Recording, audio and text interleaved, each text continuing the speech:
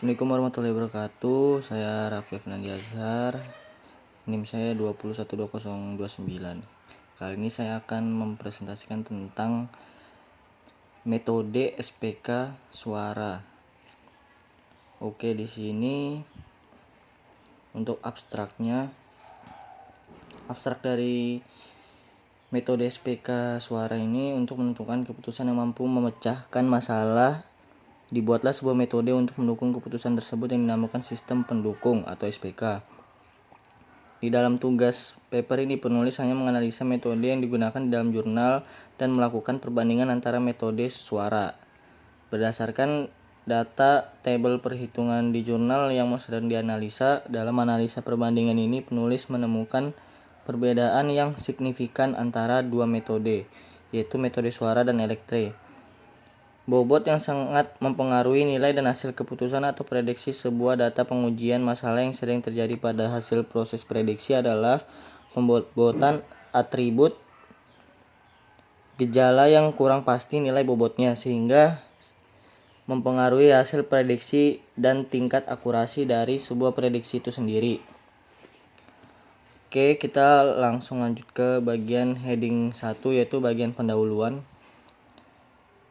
Pendahuluan dari metode suara ini adalah meningitis tuberkulosis TB atau TBM. Adalah penyakit menular yang sangat berbahaya yang berasal dari bakteri Mycobacterium tuberculosis, di mana bakteri ini menginfeksi bagian selaput otak atau selaput yang berada mengelilingi bagian otak hingga sumsum tulang belakang. Permasalahan yang sering terjadi dalam diagnosis penyakit ini disebabkan oleh dataset atribut gejala yang masih tidak diketahui dengan pasti nilai bobotnya, karena nilai bobot itu sendiri merupakan penunjang terhadap kuantitas masing-masing atribut.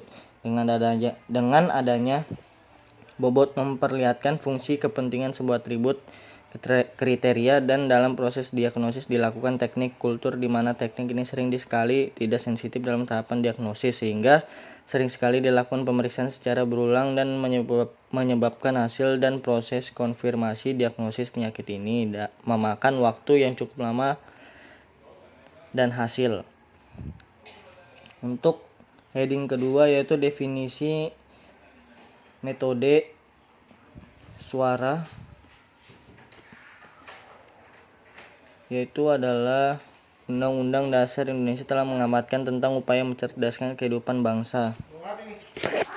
Hal ini menunjukkan bahwa setiap warga negara usia sekolah mulai tingkat dasar hingga perguruan tinggi harus mengenyam pendidikan.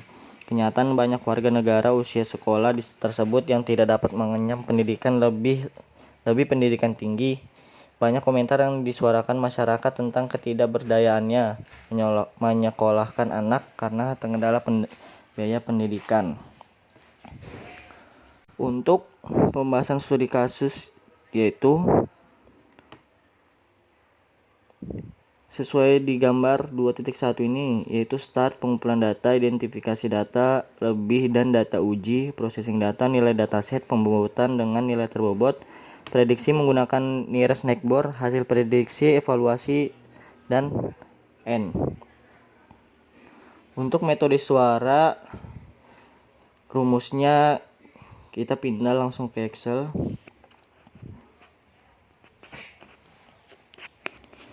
Ini adalah rumus dari metode suara. Nama atributnya ini adalah penyakit-penyakit dari HIV serostatus sampai digestive disorder symptoms.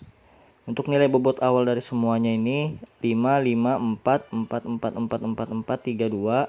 Rank awalnya 1 sampai 10. SG-nya sudah tertera dari awal tabel ini. Nah, ini untuk mencari rumus untuk mencari KJ-nya. Untuk mencari KJ-nya yaitu SJ ditambah 1. Jadi untuk mendapatkan KJ tinggal kita tambahkan aja. Ini SJ-nya 0, 1, 8, 1, 8, 1, 8, 2. Kita langsung kerjakan di sini aja. Jadi tinggal kita sama dengan SJ yang ini kita tambah dengan 1, hasilnya 1,1818182 sama seperti yang di sini KJ ini, dan seterusnya akan seperti itu. Untuk yang mencari KJ, di sini gambar yang saya ambil tulisannya salah, harusnya KJ. Jadi untuk KJ ini yaitu KJ dibagi dengan min 1. Berarti setiap yang dibagi min 1 pasti hasilnya bakal min 1. Jadi kita akan ubah ke positif. Jadi kita tinggal sama dengan ABS buka kurung min 1 dibagi dengan ini KJ tutup kurung. Hasilnya bakal hasilnya bakal positif, jadi 0,846153,833.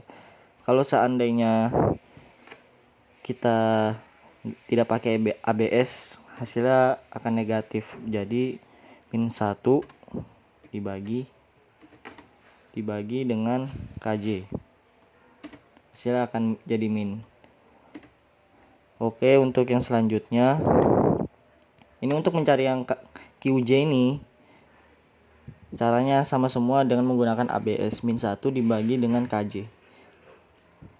Untuk mencari WJ,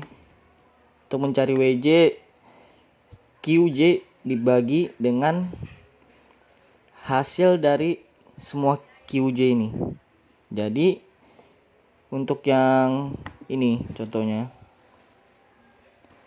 kita tinggal sama dengan QJ yang ini dibagi dengan hasil penjumlahan QJ teratas sampai QJ ke bawah. Jadi hasil penjumlahan semuanya ini yaitu 6,034. Kita tinggal bagi itu aja, akan kita mendapat hasilnya. Ini hasilnya 0,1402245. Ini hasilnya. Untuk kode bobotnya ranking ini dilihat dari jumlah terbesar. Untuk jumlah terbesar yaitu ada jumlah terbesarnya itu 0,1657. Ini sudah berurutan, jadi kita tinggal urutkan aja peringkat 1 sampai 10. Oke, untuk tahapan dalam memperoleh nilai data sebagai berikut adalah yang pertama, data yang telah dikumpulkan dari beberapa pakar kemudian dijumlahkan dengan mencari nilai rata-rata masing-masing atribut sehingga menjadi nilai bobot awal. Contoh pada penentuan nilai bobot awal. Lalu diurutkan berdasarkan nilai tertinggi gejala penting dari gejala untuk pengurutan. Yang ketiga, kepentingan komparatif atau SJ.